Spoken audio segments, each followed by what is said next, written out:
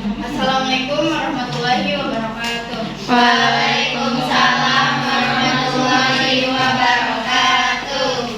Yang saya hormati dosen Ibu Teti Rahmawati SSI dan teman-teman saya terjemahan Di sini saya ingin menyampaikan materi tentang teknik bimbingan dan konseling. Di sini ada kompetensi. Kompetensi merupakan kemampuan dan keterampilan yang dimiliki oleh guru BK. Adapun kompetensi guru BK meliputi yang pertama, memahami secara mendalam konseling yang dilayani. Yang kedua, memahami teori dan teknik berbasis perkembangan dan eviden.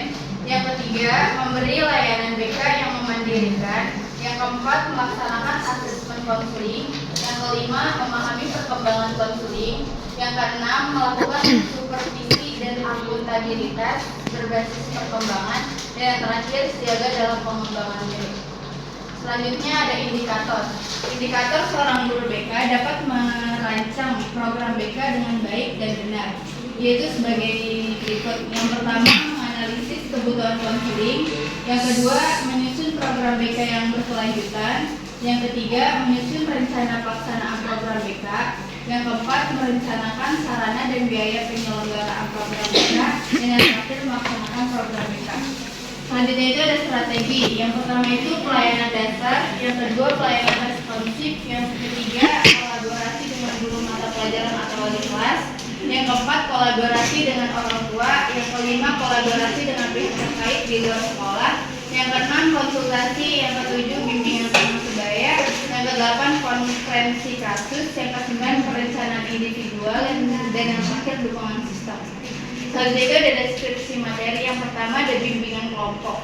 Bimbingan kelompok adalah suatu kegiatan kelompok di mana pimpinan kelompok menyediakan informasi dan mengarahkan diskusi agar anggota kelompok menjadi lebih sosial atau untuk membantu anggota-anggota kelompok untuk mencapai tujuan-tujuan bersama. Yang kedua itu konseling individu. Konseling individual merupakan realisasi antara konselor dan klien dengan tujuan agar dapat memecahkan permasalahan yang sedang dihadapi oleh klien. Tujuan umum konseling individual adalah terselesaikannya yang dihadapi klien. Dengan konseling individual, beban klien diringankan, kemampuan klien ditinggalkan, dan potensi klien ditingkatkan. Selanjutnya yang ketiga, konseling kelompok. Berdasarkan beberapa pendapat, dapat disimpulkan bahwa konseling kelompok adalah upaya bantuan yang bersifat pencegahan dan pengembangan kemampuan pribadi sebagai pemecahan masalah secara kelompok atau bersama-sama dari seorang konselor kepada klien. Selanjutnya konsultasi. Konsultasi sebagai satu komponen bimbingan adalah segala usaha memberikan asisten kepada seluruh anggota staf pendidik dan pada orang tua siswa demi perkembangan siswa yang lebih baik. Sedangkan konseling adalah urutan pertama interferensi di mana klien dan konselor secara langsung terlibat dalam membuat perubahan dan tidak orang lain yang dilibatkan.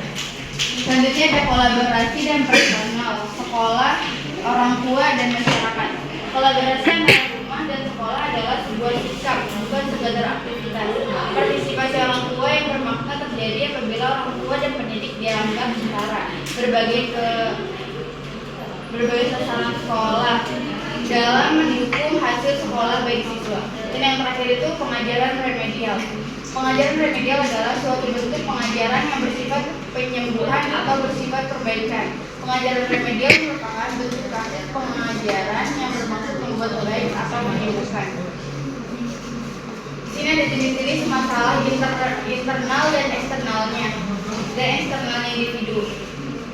Minat siswa dalam memanfaatkan layanan BK dipengaruhi oleh berbagai faktor dari dalam maupun luar individu. Adapun faktor-faktor yang mempengaruhi minat, manfaat, dan layanan BK, baik faktor internal maupun eksternal. Yang pertama itu faktor internal atau dalam diri meliputi. Yang pertama masalah yang timbul. Masalah berasal dari diri siswa. Karena tidak sesuainya harapan dengan kenyataan timbulnya masalah membuat siswa ingin segera menyelesaikannya dengan memanfaatkan layanan BK. Yang kedua itu motivasi diri. Motivasi diri atau dorongan dari dalam diri individu menjadikan seseorang sukarela melakukan aktivitas, termasuk memanfaatkan layanan BK. Dan terakhir, sikap. Melakukan sikap inilah seseorang dapat dilihat apakah dia memiliki minat atau tidak memiliki minat terhadap objek tertentu, termasuk pada pemanfaat layanan BK. Kedua itu, faktor eksternal atau dari luar individu meliputi keluarga. Orang tua ingin yang terbaik untuk anaknya, termasuk mendukung anaknya untuk segera memanfaatkan layanan BK dalam rangka membantu menyelesaikan masalah.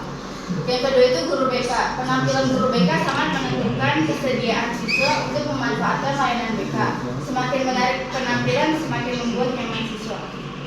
Yang ketiga itu fasilitas layanan BK. Fasilitas layanan BK menjadi faktor siswa tertarik untuk memanfaatkan layanan BK. Terutama adalah ruang BK. Ruang BK yang kondusif dan nyaman, tidak sembarang orang masuk akan membuat siswa betah dan menjadi tertarik ke layanan BK. Yang keempat itu tema pergaulan. Teman pergaulan. Teman mampu memberikan dukungan dalam memanfaatkan layanan BK sehingga siswa tergerak untuk memanfaatkan layanan BK. Dan yang terakhir itu media. Semakin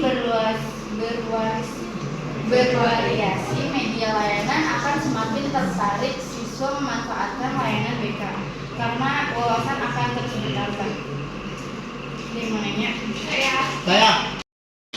Saya Putra Fauzan ingin bertanya. Pertanyaannya, apa yang menjadi pertimbangan diadakan bimbingan dan konseling di sekolah? Terima kasih. Saya Siti Rosia ingin bertanya, menurut pendapat kalian, mengapa konselor harus menguasai teknik-teknik dalam bimbingan konseling? Terima kasih. Mengapa penting menerapkan teknik bimbingan dan konseling? Terima kasih. Saya akan menjawab pertanyaan dari Putra Fauzan. Pertanyaannya, apa yang menjadi pertimbangan diadakan bimbingan dan konseling di sekolah? Jawabannya, hasil yang didapatkan bahwa pertimbangan pembuatan program BK untuk ditingkatkan sekolah dasar ialah harus berdasarkan konsep program, yaitu untuk memberi mereka kesempatan untuk mengembangkan potensi, bakat, dan minat serta menumbuhkan tanggung jawab atas apa yang mereka lakukan. Gimana Putra Fauzan? Cukup paham, terima kasih. Baik, saya akan menjawab pertanyaan dari Dea. Mengapa penting menerapkan teknik bimbingan dan konseling? Menurut saya penting karena teknik ini membantu individu mengatasi hambatan, mengembangkan keterampilan, meningkatkan pemahaman diri, dan mencapai tujuan mereka.